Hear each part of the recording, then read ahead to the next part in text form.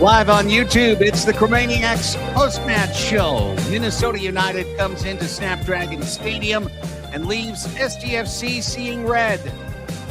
Again, for the sixth game in a row.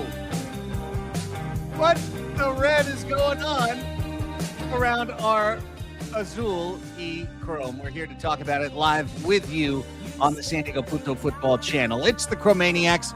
I'm Craig Elston, joined live at Snapdragon Stadium by Tony Sanchez. Alex Pena back at his home base. Tony, you just got back from being downstairs and hearing from everybody. We're going to play that sound pretty quick in the show here, but what was the tenor downstairs after a 2-1 loss? Well, I'd say it's a little bit better than last week. If we can compare 10 men versus 11 men performance back-to-back weeks, I'd say it's a little bit better, as strange as that sounds. Urgency is definitely there, but well, you hear it from Mikey, and then you'll hear what Yeppe has to say as he's the one that's on the field and having to, expel that much more energy coming back yet again for Chris McVay. So everything in the comments is correct.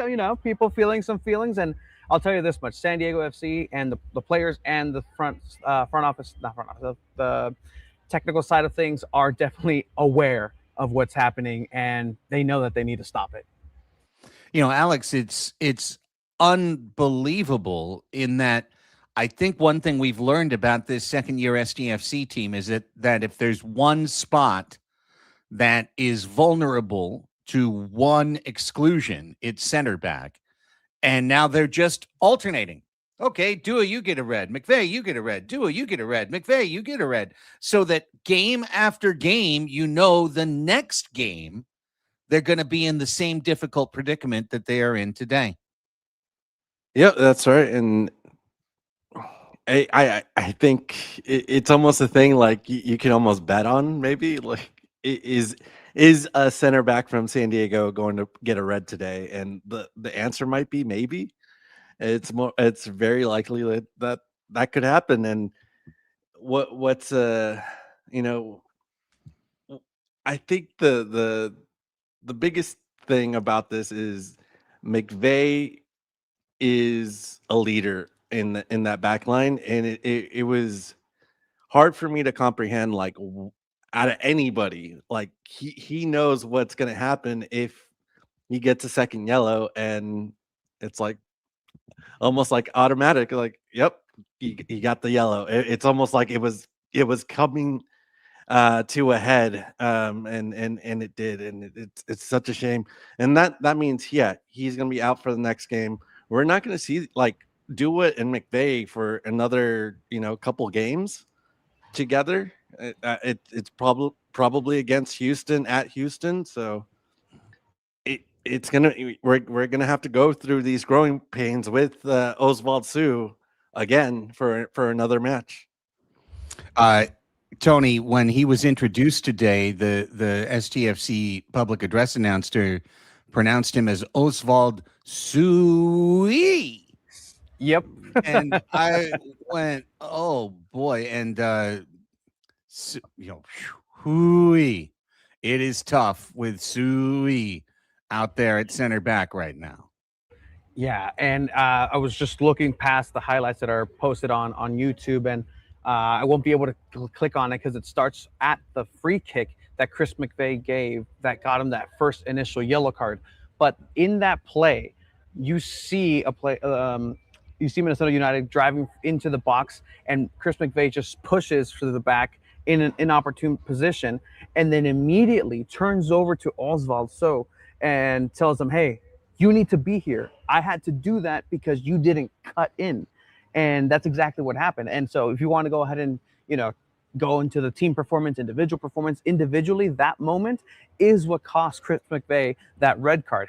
That's a red card he didn't need, a yellow card he didn't need to take in the 12th minute, yet he's there having to shove a player down outside the box because nobody was there to cut the player on a diagonal that should have been Oswald Sue. And then in the broadcast too, and I'll probably have it by tomorrow, you can see even as they're setting up for the free kick, he's still laying into Oswald saying, you need to be here. I need you here, because that's exactly what happens. You're not there. I have to step in, be the big brother, foul, take my yellow card. Now I can't play with the freedom. And then immediately, as the game starts in the second half, you get a second yellow card. Is that a yellow card? Here in the press box, actually, we were able to submit questions to the referees, and that's the question that we submitted. What made that a yellow card in your eyes? To be completely honest, we're going to get a non-answer for that, a very politically correct answer, or however it may be. But that's just the yellow card. And then McVay has a yellow card at the beginning of the second half, not a second yellow card to get him another red card, another compound red card, because McVay hasn't had a straight red card. He's had 6 yellow cards for 3 red cards. That's way too many. And yeah, I did see that, Tony. That was really good of you to mentioning that, like on the broadcast. Yeah, you could see, and that, yeah, that's the type of thing that Chris McVay should be doing. He's the guy that a lot of people depend on. And yeah, Sue. Yeah, I've seen that look. I've seen that look before, because I've had that look of, being a person that has to tell, his fellow employee, like, hey, you got to do this. You got to be here. You got to. I've had that same look in my eyes that Chris McVay had, and it's so frustrating, because I know that that's not the type of thing he has to deal with Manadua there if he was there. This is the type of thing you have to deal with a player just coming into a new team, into a new system, and it's frustrating, because yes, Sue was the guy that caused that first yellow, and then Sue was the guy that caused the kind of was in the way of the second goal too. So it just, if there was like the opposite of man of the match, yeah, Sue would get it for the second straight match. So, we can just pick on the young man and go crazy about it, and just keep piling on. But the reality of the situation is Oswald Sue is playing because Manadua took a red card that he didn't necessarily have to take the match prior. The goal could have been conceded without him crippling his team for the next match. Just like when he took his red in the Toluca match, you don't have to throw your arm out there, in order to try and block a goal. You can think about the future as well as the present moment. So we can blame Sue all we want, but we could also talk about the remaining injuries to the SDFC backline, the fact that many of the second choice, third choice options aren't available right now to Mikey Varas. Sue is a healthy, available player for him, so he's forced into starting him. I don't think it's like, oh my God, what horrible coaching, Tony. Oswald Sue keeps playing. Who else? Look around in the locker room. Who else could he possibly turn to right now? That's the biggest problem, right? The depth at this point, because you're supposed to have somebody there to be backing up this defensive line of Manadua and Chris McVay. And at this point in the year, it can't necessarily be Oswald Sue. It's even supposed to be Ian Pilcher, but then you have him injured. If you go back last year, right? She was talking with our buddy Amor Villa. He was just looking at it like, well, where's the depth? ¿Dónde está depth? And it's true. Last year you had Negri to go back on. You had Patty McNair to rely on in that back line. Willie goes down, and you still have some different options. That's why you put Manadua in center back to begin with, because you didn't have the depth at center back, and you found a gem in that position. But this year it's very different. I think it's definitely catching up, not just the red card situations and having everybody be red line for every single minute and just have it be that much more intense. And everybody's just picking up 3 more jobs to do in this very intense style of play. But you just have to have that discipline in those moments. And I think going back to you, Craig, right? You have to play to live another day. Don't take that red card with your hands as much as you want to be Luis Suarez and be that hero. And maybe that ball gets saved. And, we'd be talking about a victory or a different situation in Toluca because of another goal that didn't go in. But in hindsight, I mean, you just have to have smarter choices in that moment and just have that maturity, per se. I want to bring up something real quick, just in this next match, because you're going to be without McVay again, and if we're that tired of Sue playing in that center back position, would Mikey Varas consider Yepe Tverskov just for? I mean, you're asking him just for a match. Can you play there? Which he has. He has started at center back before. It's been a couple years, but would you ask him, just be like, hey, we need you for one match? Sue could provide the depth if we need to call up upon him, but can you play there just for a match? Well, the reason I would say that that's not a bad idea, Tony, is that that's what he winds up doing every friggin' match, because somebody takes a red card and he winds up having to drop back into that spot. So it's happening over and over. And obviously you don't want Yepe Tverskov to be saddled with defending. You want him to be helping to initiate that multi-pronged attack, that very deliberate here to there to here to there to here to there to here to there to here to there. Okay, 22 passes later, we're going to get it to over here, and then we're going to cross it to there, and we're going to get a goal. And sometimes it works. And Tverskov is excellent at cutting like 6 passes out of the formula and finding one that helps trigger the team upfield. But right now, this week coming up, SDFC needs to figure out their goal prevention, because they're allowing I don't want to say howlers, but they're allowing goals that are really tough to swallow.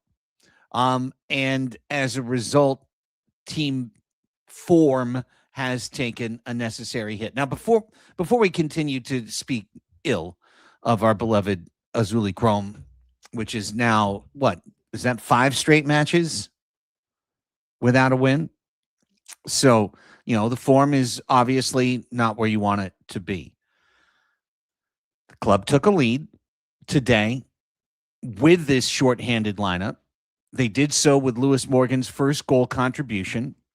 It was an excellent cross all the way across the goal that Luca Bombino stepped into and, delivered a golazo, honestly, delivered an absolutely beautiful shot, sneaking inside the post, kind of curling inside the post.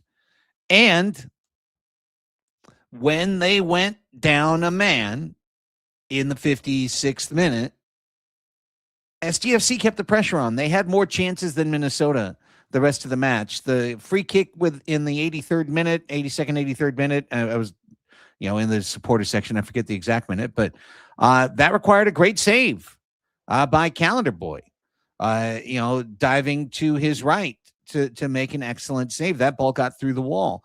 Another free kick was dangerous, at least. There were a couple of oohs and ahs down the stretch. So I do applaud the goal they scored, that they took an early lead, that Morgan helped out.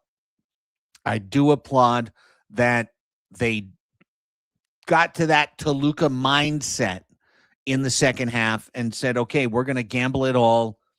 We're going to put Farid as the other center back, essentially. We're going to fight to get forward. We're going to put Marcus in. We're going to do the things that we can do to get forward and get a goal. And they had some chances, more than the Loons did down the stretch. So those two things I wanted to put in the pro column for SDFC tonight. And you'll hear Mikey, because I asked him, like, hey, you have 2 matches where you go 10 men down to 10 men, and you perform differently. How were those different? And he does have a good response for them. We'll hear here in a bit, but it's true. They played better with 10 men this time than they did last week, if you want to take that as a positive. So just you wait. I can't wait to see this team with 11 people on the field. Or maybe we'll see it for a full 90 at some point in the calendar year 2026, but maybe before the World Cup. We'll see. Oh man! Hey, and you know what? I really actually liked Morgan playing. It felt a lot more natural for him to be playing up top at the 9, and he got a great assist, and yeah, he would when he had to defend, he defended pretty well, and he did, he played very well, and it was the situation kind of it just happened that and Barton gets a knock, and this is the first time we get to see kind of Morgan playing that position. So I like that. And then you got to give it up to Anders Schreier too. He's the man is a machine. He down a man and he's all over the place. He's all over the field. Yeah. He He's out played there much defending. better. He- Much he- better than the last couple matches. Yeah, he's just a different level, and it's just incredible just to see him, just go from one side of the field to another and just try to do everything that he can to try to get this match level. You just hats off to Anders Dreyer. That man is incredible. Yes, and I know this might open a Pandora's box, but probably not. And the answer is at this point Pellegrino, because that's how it's going to be. But you can tell that when Honors goes to that level, there is that different gear where he's like, okay, I'm not playing down essentially to how SDFC needs me to play. I need to play to my level, which is still a level above most of the players on the field. So once he taps into that, he's in that moment, but he needs somebody to meet him there. There's nobody to meet him at that level. And so it's either behind him, centrally, on the other side. He needs somebody to answer that call. And that player just isn't here. Brian Zamblé ran out of steam. He's still a very young kid. Pellegrino, as we heard in the post-match, he does have a lingering Achilles situation that's been happening through his career. And with the amount of games that he's had to start the season, that's why he's on the shelf, because of a prolonged injury. You know how they are here in MLS with these injuries. But Mikey did mention that it is a constant thing that he has with his Achilles. So when Anders Dreyer he's great, but there's just nobody helping him. There's nobody helping him exactly to match his level, and he only needs one person. That's it. I think it's such a great point, and watching him in person as well, as I get the opportunity to do tonight, you're really seeing that Anders, it feels, to echo what you said, that he has to do everything. And because of that, instead of being the player that I've admired so many times for stepping through tackles and keeping his balance while he's being chipped from behind, and multiple goal contributions last year came from scenarios just like that. Right now, Anders is seeking contact to flop. He flopped multiple times in this game, and he's doing it with positive intention. He's doing it to try and help SDFC to earn a free kick, and he earned a couple of important free kicks that kept this match in the balance, all the way to the final whistle. But I know that, as you say, Tony, I'm just agreeing with you essentially, to say that if he has a little bit more connection out there, he has then that fearlessness that he doesn't have to sell a foul, because a set piece doesn't have to be the way for SDFC to score. They can do it through the run of play. Now, would number 11 being out on the pitch today been the difference? Very, very hard to say, given how inexperienced the back line is right now for San Diego FC. But I just, more than anything, guys, and I want to get to Mikey's stuff, but what I'm seeing is a pattern. I am seeing a pattern of other teams doing their evaluation, running the computer schematic, putting all of the clips into the AI system, whatever, spitting out the result and going, okay, here's how you play San Diego FC. They've got this teenager at goalkeeper. They've got 4 guys next to him, all of whom are like 21 years old, except for poor Chris McVeigh, who's overwhelmed. So here's what we're going to do. We're going to put our entire team in their third. We're going to just picket fence the entire defensive third. And you know what they're not going to do? They're not going to play the ball over the top of us and try and beat us long. They're going to try and pass through the thicket. And they're going to, if we get it back, they're going to, and they recover it, they're going to try and pass through the thicket again, and then pass through the thicket again, and then do it again. And all we have to do is pressure them, and somewhere in the 5th, 6th, 7th, 8th pass in the sequence, we're going to get the turnover. We're going to get the dispossession. We're going to go the other way. And in the first 3 minutes of the match, I'm up there in the North End and with our locals around me, and I'm just like, they did it again. They did it again.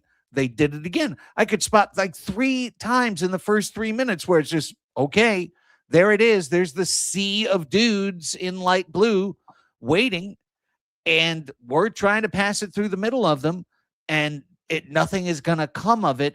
Every team knows right now. That's the thesis I'm sending forward to you guys, or the narrative world I'm building. Every team understands right now. Young goalkeeper, his first pass is always 6 feet to his side, to his left back or to his right back. He's not going to shoot it over the top.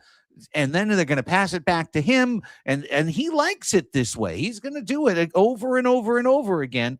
And all we have to do is clamp down, be serious, train on this aspect, and we can throttle the current SDFC, because they don't have Pellegrino to stretch the field. They don't have a lethal midfielder who can break this down and make it something that they're just going to slice and dice and come up with 4 grade A chances, against our high press. We can just lock in and do it. They don't have the manpower to overcome our strategy. And whether Toluca gave the game plan to the world, or whether it's something that's just been evolving coach by coach and tape by tape, please address my discussion.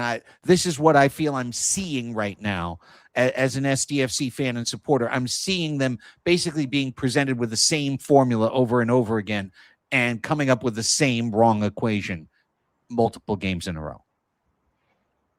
Yeah, and it's fair, right, Tony? It's really fair because I think we watch this team like week in and week out and see the same exact thing. And I thought for like maybe a few instances, like the strategy of SanDiego FC did work, where you were able to slip by and get through to the other side. But there's clogs in that system where they're ready to counter and attack.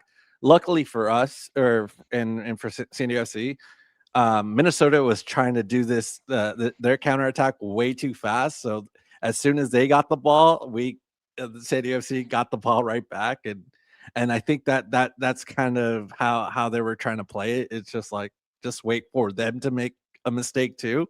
But let me know, Tony, how are you seeing it?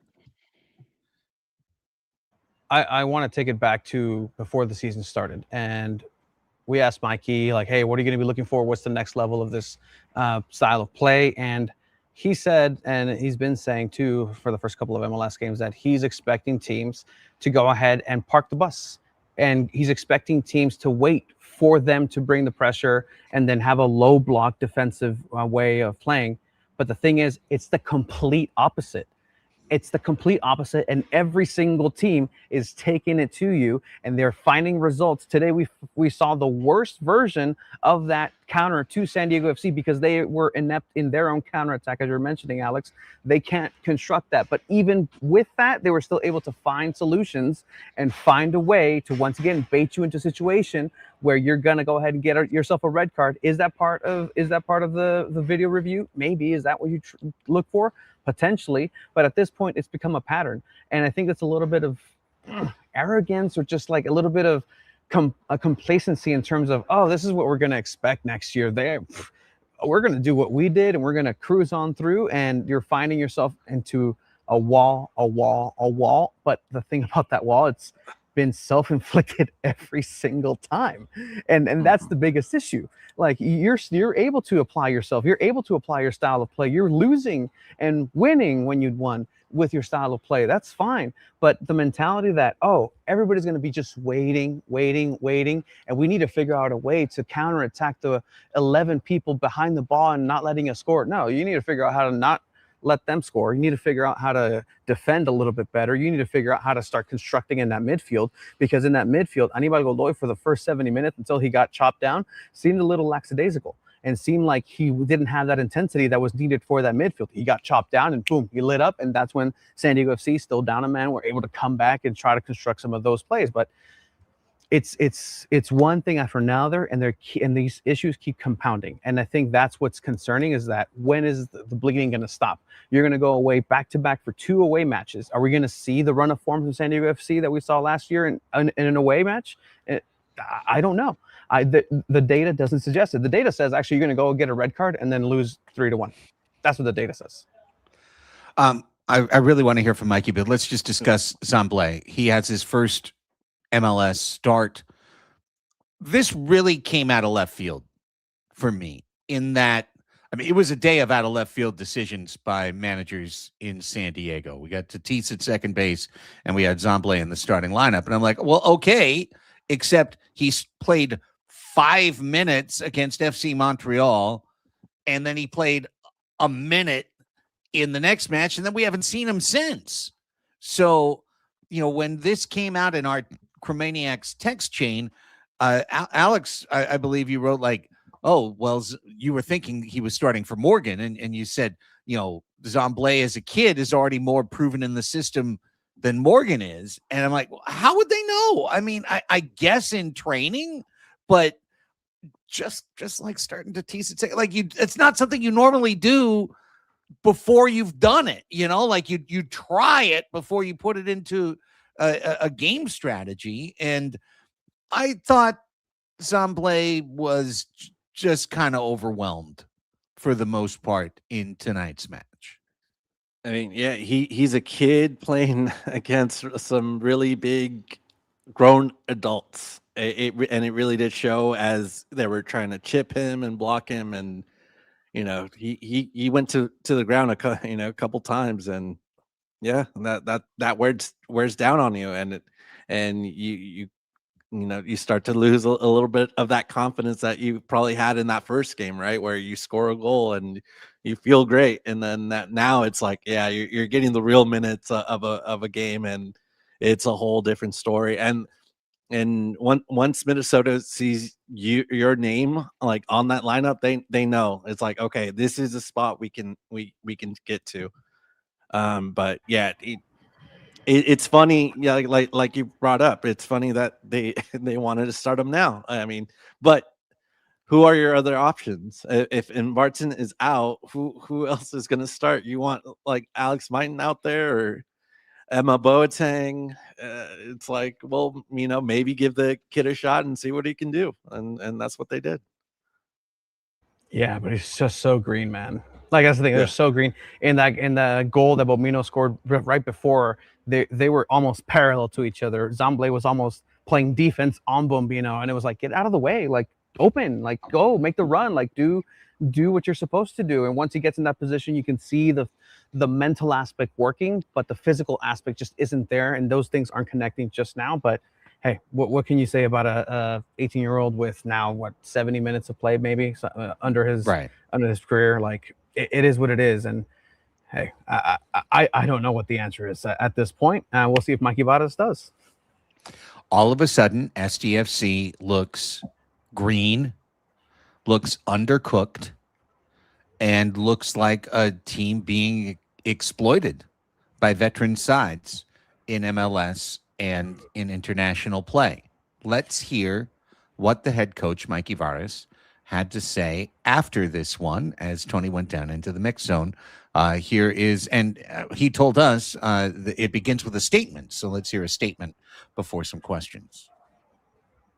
Yeah, first and foremost, I'm sure there's going to be a question about the continued red cards. I don't know. I can't pinpoint exactly what's happening, other than I think we're receiving some harsh calls, and we're just in one of those situations where nothing's going our way in that sense.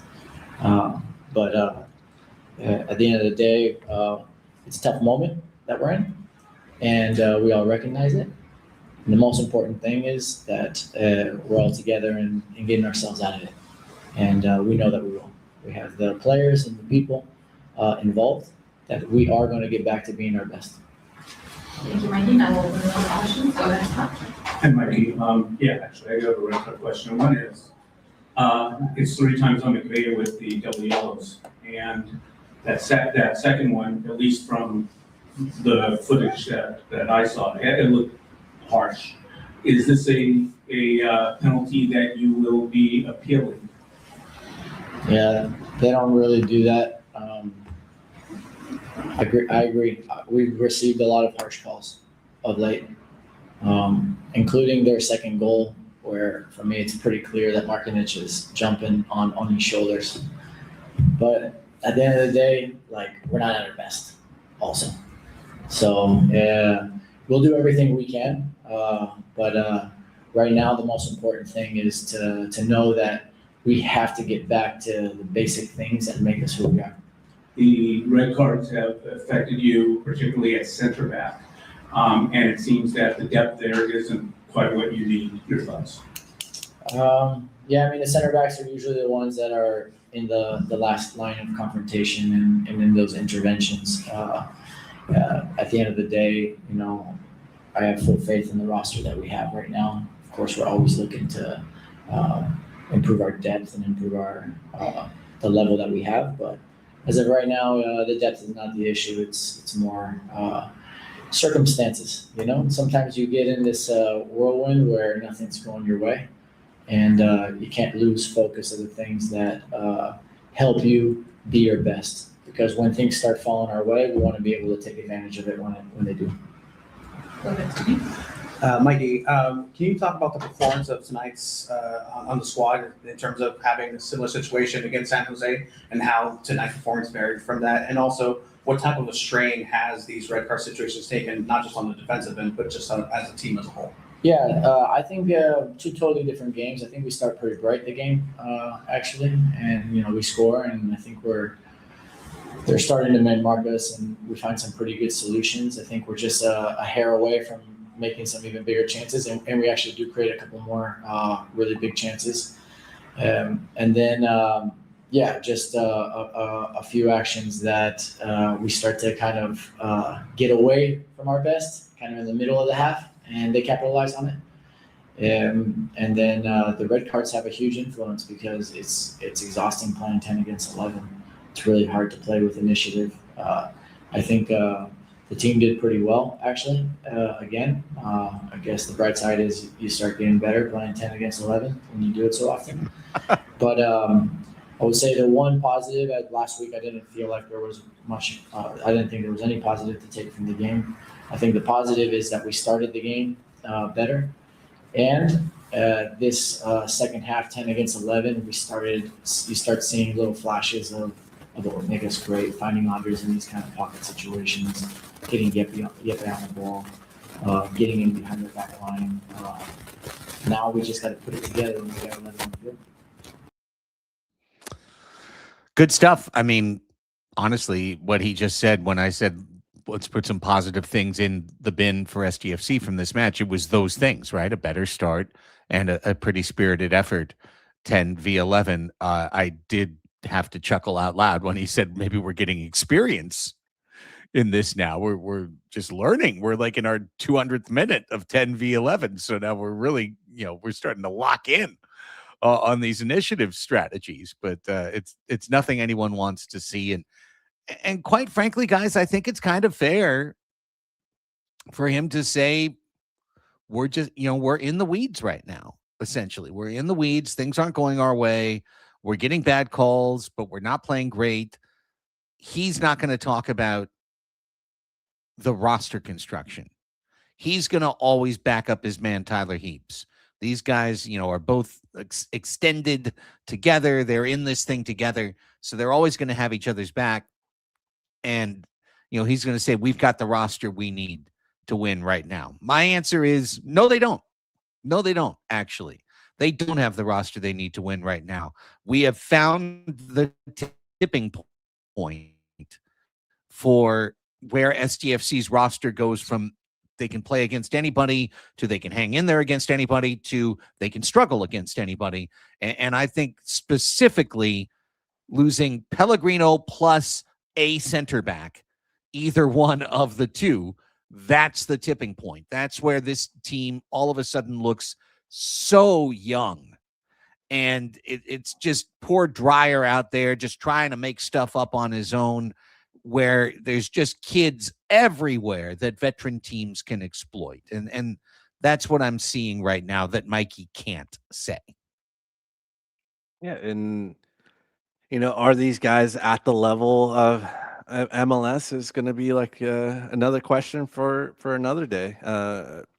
Sue, Zamble, any of these guys, like really, because they're going to have to make some tough choices when that summer window does come in, and they still have to keep it at a 30-man roster. So some guys are going to be here for the late season, and some guys are going to have to be called out and sent to somewhere else to develop. And I think that's like the biggest thing right now. It's like we really don't have like that MLS ready type of depth. That's because teams are exploiting it and having their way with it, and it's becoming fairly obvious that these other teams know exactly who to attack, and it's going to be you just have to survive these next 6 weeks until the World Cup, and then figure everything else out in the summer. What does surviving mean now, though?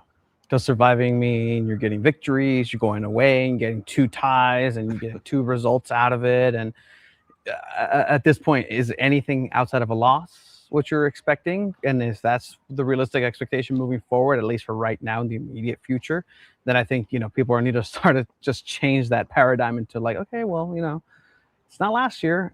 There was a good towards the end, just in Spanish again. Our buddy Amor asked like, hey, like, when you compare last year to this year, like, where do you think the differences are? Just what are the things? And Mikey points out, well, if you're comparing, we don't compare last year, we don't compare this, we just compare what's happening now. Because if you compare from last year, like, it's just, it's ludicrous almost to even compare it, right? Because that's just such an anomaly of a season. And so the reality of San Diego FC right now is that they're struggling. They're not making smart choices as a team, as a whole, and it's costing them. And other teams are picking up on those things, and it's very much lethal. Any mistake is now lethal that San Diego FC commits. Whereas you can, we'll give 1 or 2, but there's no bounce back, right? I mean, Craig, we've seen in the Soccers this season, right? They score a goal, you immediately know that the other team is going to come back and score a goal almost immediately in response. And I feel like that's where a similar situation. You're going to score a goal for San Diego FC, but you're going to need another goal right after they tie the game back up, because there's no sense of building any sort of cohesion or chemistry after and building that momentum like there was last year. Last year, you scored a goal, you piled on, you exhausted every single avenue and window, and you just passed the ball around and got your 75% possession, and then everybody was happy. But it's just not the reality that they're finding themselves in right now. Yeah, and look, this front office has made some bold omissions from their roster, and a lot of the guys that they counted on in year 1 are gone. And from an offensive standpoint, and this is not just going to be like a endless Chucky lament specifically. It's overall. When you look at the entirety of the roster, there was a thinking that the veterans we have plus our young talent, every young player is going to get better, and we can just keep getting younger and keep winning. And through the first 5 results in MLS, and then beating Pumas and taking down Toluca in leg 1, everything they said made sense. And multiple times on our shows, our regular weekly shows and our post-match shows, we've just been like, throw your hands up like, hey, I guess they're right. I guess they can do no wrong. I guess this thing's going to really work. But now you're starting to see the cracks show. And now you're starting to get to the point where it's okay to once again remind the beloved faithful of SDFC that this front office made a really bold choice to unplug a gigantic part of their attack and to say that it's going to be okay. Everything else is going to fix. We're better this way. We're actually better this way. Well, probably no, you're not. Like maybe at full strength with Pellegrino locked in, playing at an A level, with your center backs playing at an A level, maybe.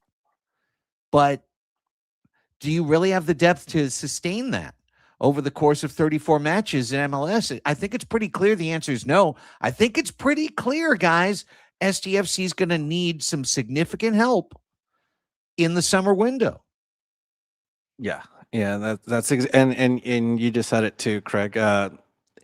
It feels like everybody has to be at full strength. Like you're starting 11 of like McVay, Dua, Bombino, whoever's at right back, but Yepe, Valakari, Dreyer, those guys have to play essentially every day, like every single time out there, because you just don't have the depth to just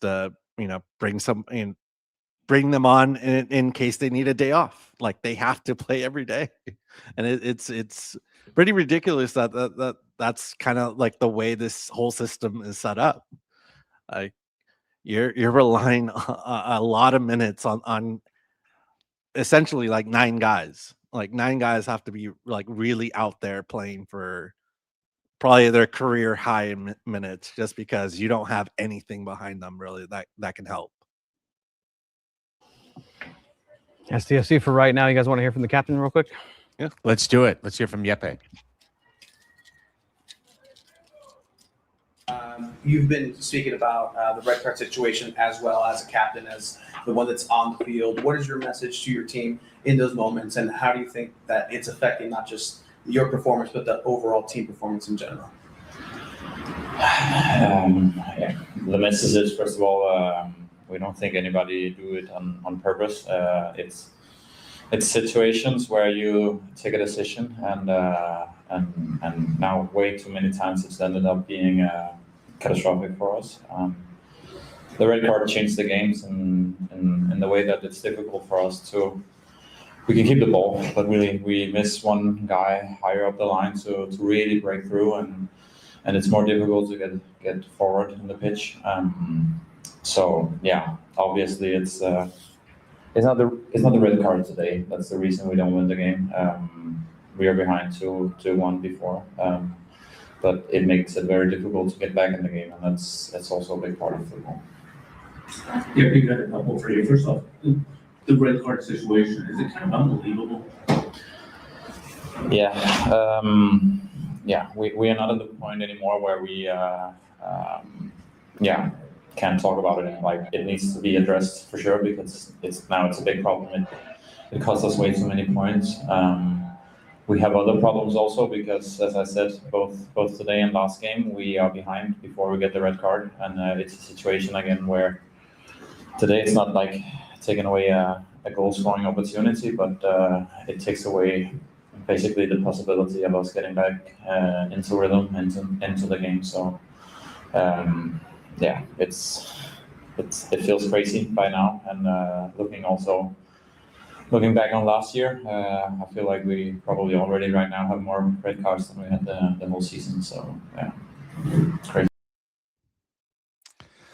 It is crazy. There's not very much that can be said about it other than I'm glad to hear that they understand it's got to change. Guys, let's get one final thought. I know, Tony, the cleaning crew is going to be kicking you out of Snapdragon here right quick, but final thoughts on what's going on for this match before we close things down.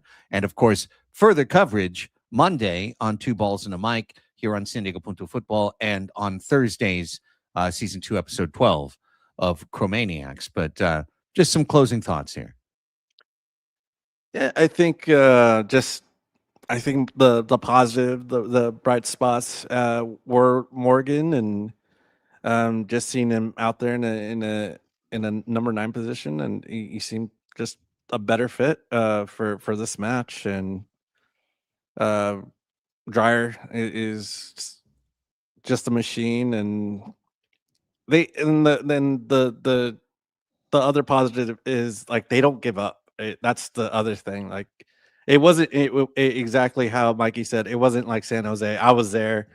That felt flat. That felt like it was over by that second goal, and we could all go home, but we all stayed until the very end. But this was a totally different mindset. They had chances to score. They just couldn't get the equalizer. But I think that's Dryer's the heart and soul of this team, and it just shows like they're not really giving up on each other or for the fan base at home. So that was really good to see. Yeah, you draw your positives where you can, and you have to move forward, and you have to have that goldfish mentality and have a short-term memory for these situations, especially for San Diego FC, still a very young team, and I think they have the capacity to bounce back. But do they have the players to bounce back? Do they have the depth to bounce back? I think that's the bigger question. And we'll start seeing it in case some of these players start coming back into the lineup. That's going to be the key. If these players are coming up, but the team still doesn't respond, then that's when I say red alert. Couldn't agree more. My real takeaway from what's going on right now is that the team's youth, inexperience, and overall greenness is showing. And that they got away with a lot of stuff in year one that they're not getting away with now. The checks come due multiple times. I am not picking on Durant at all. I just think that when you've got an incredibly young back line and you pair that with an incredibly young keeper, you create a circumstance that opposing coaches are going to game plan against, where they say this and they circle it and go, we can work on this. And I wouldn't mind, obviously, seeing a little more experience in the back line to make Farid less relevant.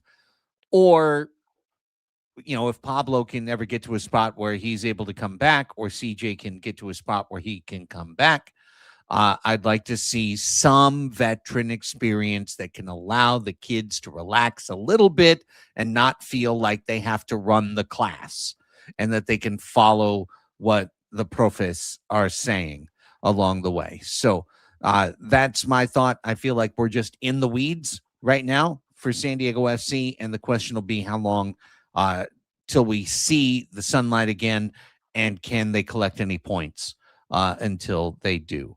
With that, it's going to bring a close to this Chromaniacs post-match show. Very big thanks to everybody who is here and who's been watching us live very late on a Saturday night. If you haven't hit that thumbs up button to throw the likes in there, it's going to help the folks tomorrow morning to find the show as well. And guys, any plugs before we go? SanDiego.Futbol, 2 balls and a mic. We'll have the breakdown. I'll have that video of Chris McVeigh going at, having some words to Oswald Sue for his first yellow card that eventually did that. So I'm going to do some digging. 2 balls and a mic on Monday, 8 p.m. on the same channel. Alex. Cool. And I'll have a recap on ChromaticFC.com, and you can follow me on ChromaticFCSD. Or Craig. Yeah, well, follow us at the Chromaniacs on Instagram, where I'm sure our good friend Terrible SDFC Memes will be chipping some stuff out of this show. Thanks to everybody who supports this show. I also talk about baseball. The Padres are doing really, really well right now. And you can find all that at Padres Hot Tub. We'll probably have a post-match show, or tomorrow we'll have a new full show with a special guest on Monday. Patreon's blowing up. We're racing towards 650 and barreling towards 700 before the All-Star break. So come find out why it is the best Padres community. Best SDFC community. We're building it right here on the Chromaniacs. Thanks to everybody for being here. For Tony, for Alex, I'm Craig. Let's get him next time, folks. This has been the Chromaniacs post-match show. Vamos, SDFC. Talk to you soon.